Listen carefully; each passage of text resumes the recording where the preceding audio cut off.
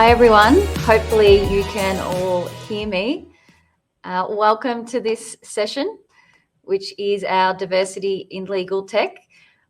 My name is Lisa Dowie and I'm the Chief Customer Officer here at PEXA. And in the spirit of reconciliation here in Australia, we always start meetings like this with an acknowledgement of country.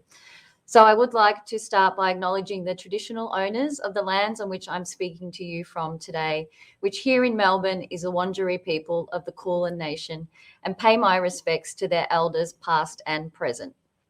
Now, a little bit about me before we kick off. As someone who has spent the majority of my career in technology and now working at PEXA in the legal tech profession, diversity in tech and diversity in all aspects is something really close to my heart.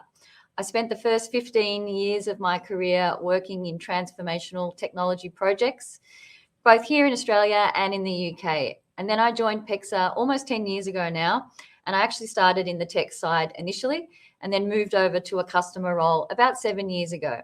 So I love tech, I love innovation. I'm a bit of a data nerd, so please don't tell everyone about that. But most of all, I really love engaging with people. So I really found like I've found my home now where I'm in a customer role, engaging with them daily and stakeholders and getting to introduce to them really neat, innovative solutions. So as you can see by the sign behind me, my team will be pleased around the branding. I do work at PEXA, and I'm sure many of you might not have heard of PEXA before. Initially, that stood for Property Exchange Australia, and PEXA really is about revolutionising the way we exchange property. It's a world-first digital settlement solution, so we provide efficient, reliable and a secure settlement experience for home buyers and sellers. So together with our network of financial institutions, lawyers and conveyancers, we're helping more than 20,000 people every week move into the home of their dreams. We began as a really small startup just here in Australia with one product.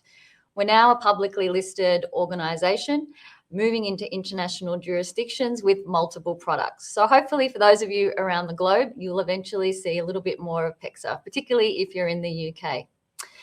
So now on to today's session around why it's time for action on diversity in legal tech.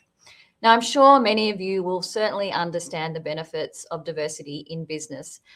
But I think just to ensure we're all on the same page, it doesn't hurt to reiterate a few of them, and there are many. Diverse organisations, as we know, attract new talent and have less attrition. Never been more important, given the war that we're seeing on talent at the moment.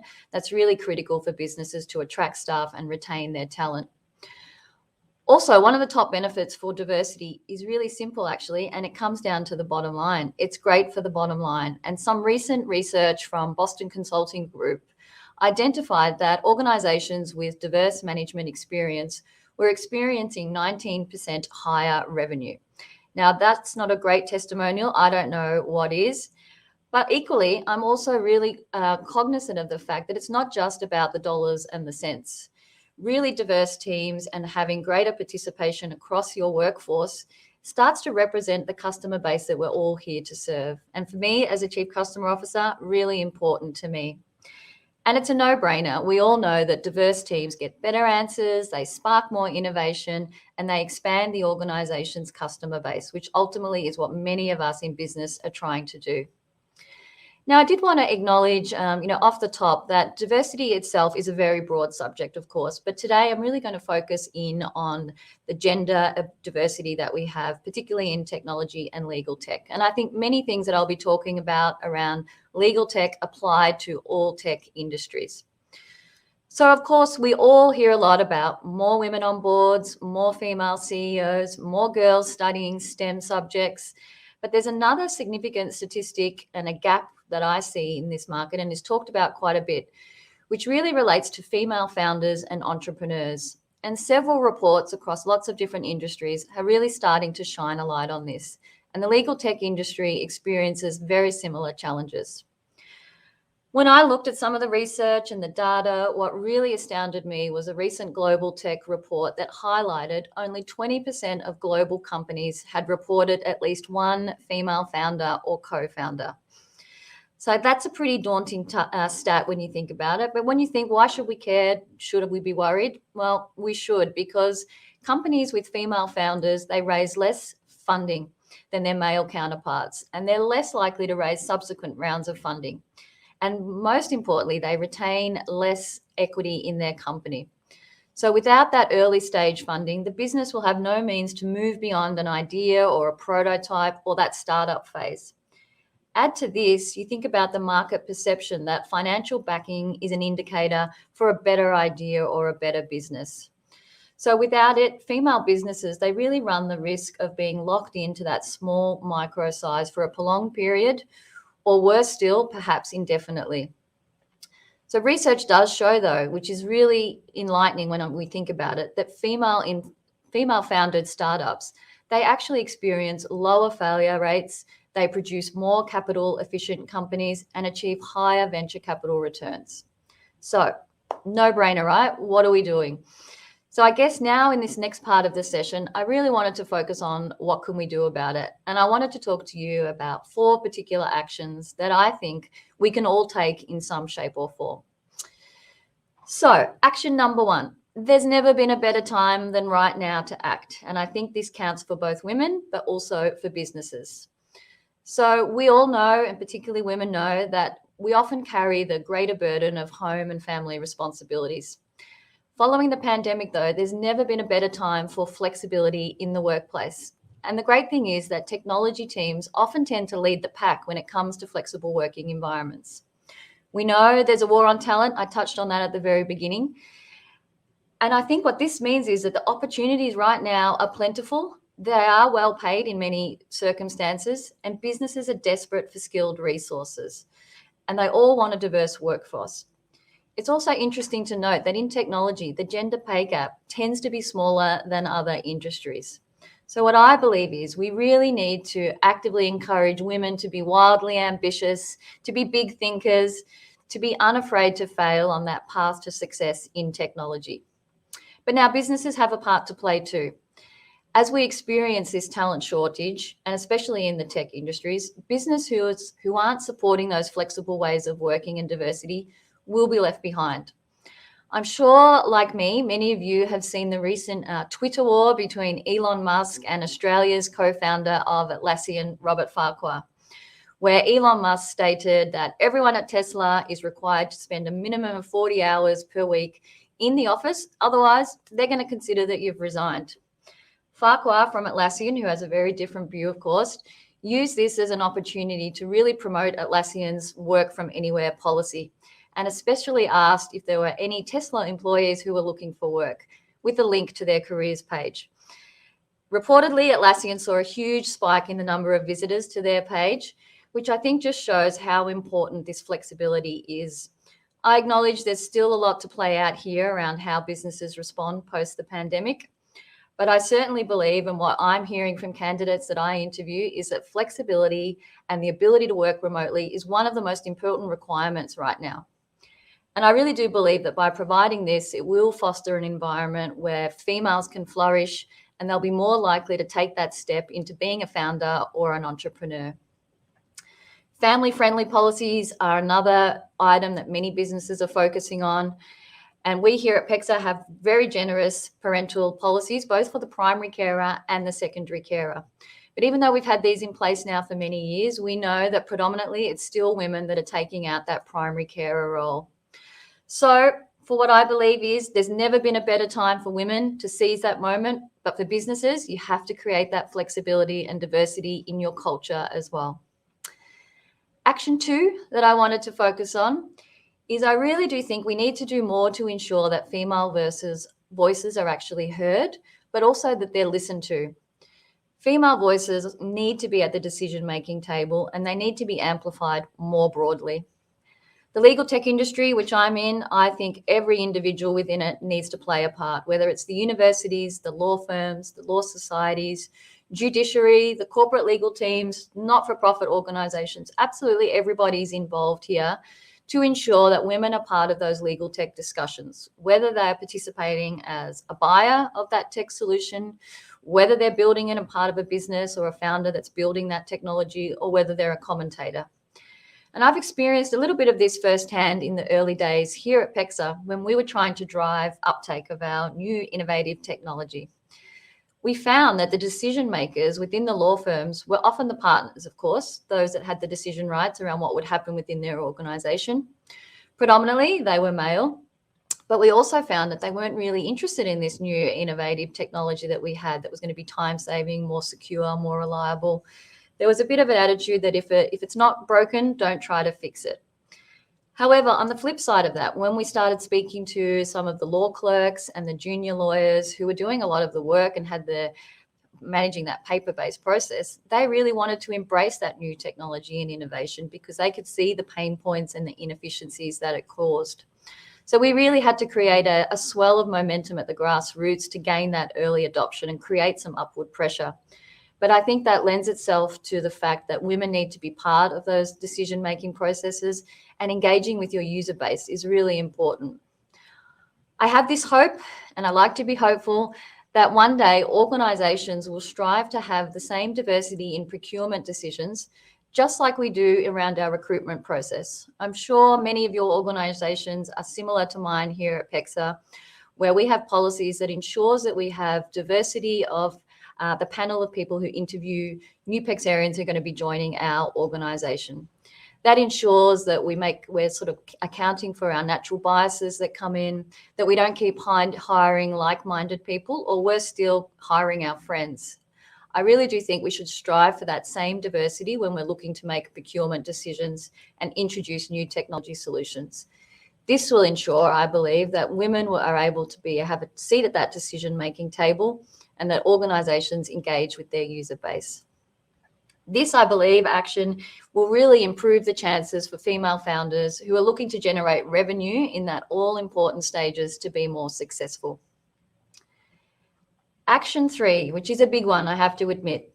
It's about lowering the funding challenges, and this is one of the biggest hurdles for many female founders. All of the research I have seen from across the globe supports this. And whilst I haven't personally applied or tried to raise funding, I have been an executive at PEXA here, where we've raised various rounds of capital, whether that was through a trade sale, I've been through an IPO. So I've been part of the process, and I've seen both the problems and the opportunities this represents. But what really dawned on me is there's not enough women within the venture capitals, private equity, or investment banking. I can see how those traditional channels of raising capital are just not working for women. I saw some pretty scary data recently that reported that approximately just 10% of decision makers within venture capital firms in the US are women. Surprising, do you think? 10% is really low. In Australia, we fare a little bit better with around 20%, and I suggest across the globe, it's probably somewhere in the middle. Either way, not enough. And this then, of course, flows through to the allocation of funding. Some other research I saw from Crunchbase revealed that only 11%, yes, that's 11% of funds were raised by companies with a female founder or co-founder. That then gets split down again. So 9% of those 11 were funds invested with a startup with both a female and a male co-founders. Only 2%, can you believe it, went to female-only founded startups. 2%. That is a real issue, and you can see why this is the biggest challenge and hurdle for female founders. And when we look at this data over a period of time, we can definitely also see that it's not improving, which is a really worrying trend. Female founders who do get funding, they raise less than the men do on average, and they are less likely to raise subsequent rounds. They also retain less equity in their companies, thus ceding control to their investors. What a missed opportunity this is. This often means that female businesses, they remain small, they miss out on the investment to grow, which is ultimately a loss to all of us and the global economy. I really do believe that the more women there are in venture capital, more likely we are to see that gender diverse teams and minority groups will be backed and funded. We need to help entrepreneurs to access the knowledge, the capital, the community, because the formal channels are not just working. And I really do believe that those long ingrained biases are going to take some time to change. So here in Australia, myself and 3 other amazing women have started what we call the Women of Australian LegalTech Association. Quite a mouthful, so we call it Walter for short. And we are setting out to harness the power of the collective. We want to make sure that we share resources and that we hopefully create some new funding channels. Really important for female founders, I believe, to scan the market. Look for those funds that are more likely to fund females. There are already some great options out there set up by women who appreciate the challenges. Working Theory Angels, Golden Seeds, SheEO.com, really some great ones out there that are going to help those female founders get the funding they need. At PEXA, I mentioned that we were a startup quite some time ago, but we certainly remember the challenges that represents. So we have also started what we call PX Ventures, which is really around us helping other entrepreneurs and startups by investing in them and helping them on that journey. And my role with PX Ventures on the advisory boards means that I will ensure that the female voice is heard and they get that funding that they're after. So to wrap up that funding challenge, we must educate, we must share resources, foster a community, and create new funding paths. And finally, my fourth and final action, female founders actually do exist, believe it or not, so let's shine a light on them. This, I believe, is probably the easiest of actions that I've talked about today, and something I think we can all play a part in. There's never been a more accurate statement, and I'm sure you've heard it a few times, but you can't be who you can't see. So, of course, for the next generation coming up, the girls that we talked about studying STEM, they need to see these female founders and know that they exist. Some of the research that we conducted here in Australia suggested that those in the legal tech industry were not aware of female founders at all. They don't exist, they said. Some of the comments that we received were, I've seen precisely 2 women in leading exec roles in the legal tech market. Another one said, I would struggle to name 3 female founders in legal tech. What? Astounding, right? I'm sure it's probably very similar across the globe. So what do we do about it? Well, we have to take some small steps, I think, to start with. I think corporates need to get behind this and invest in associations that are striving to make change like this. It's not easy and it won't happen without some dollars behind it. Tech conferences like today, highlighting females, bringing these conversations to the forefront, we need more of them. I think if you see an agenda for a tech conference that lacks diversity, choose not to attend and let the organisers know why. Suggest some amazing women that you know to be speakers. Men can help too, of course. It's so important that this is not just about women helping women. Some of the mentors and people that have helped me throughout my career have been many men, and they know how to open the doors. So let's tap into those. We can all help via social media. We're always on our phones. We're always on LinkedIn, whatever it might be. We can all play our part by sharing content, liking, promoting those female leaders that you know within tech will really help. So put it simply, we've got to help a sister out, provide them a leg up, give them a hand. You get it, I'm sure. Let's really commit to how we can all shine the light on the amazing women that we know and showcase founders and also women in tech in general. I think it really will make a difference. So they're the 4 actions. Hopefully I'm close to time. I think I am. But I just really wanted to sum up, important to knowledge that there can be no change without discomfort. I think no growth can happen without conflict, and we really need to acknowledge and embrace it. In preparing that pathway for the next generation, everyone deserves the opportunity to live their dream. There are so many women out there with the capacity to positively contribute to the world, and we should all want to support them in achieving their highest potential. So 4 things to remember from today, if you can. There's never been a better time than right now, so let's seize the opportunity. Female voices, number 2, have to be amplified. Let's ensure they get a seat at the decision-making table. 3, we really have to help female founders access the funding. Traditional channels just not working. And 4, let's put the spotlight on the female founders and the women in tech in general, and we can all play a part.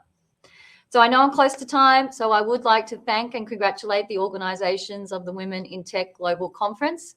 The value of events like this cannot be underestimated. And most importantly, I'd like to thank all of the attendees and those that are viewing the recording of this session, taking a moment to stop, have the conversation, think about the actions we can take. All has the potential to be quite powerful. So please hit me up on LinkedIn so we can connect. I can support you. You can support me. Thanks for joining me, everyone, and enjoy the rest of the conference.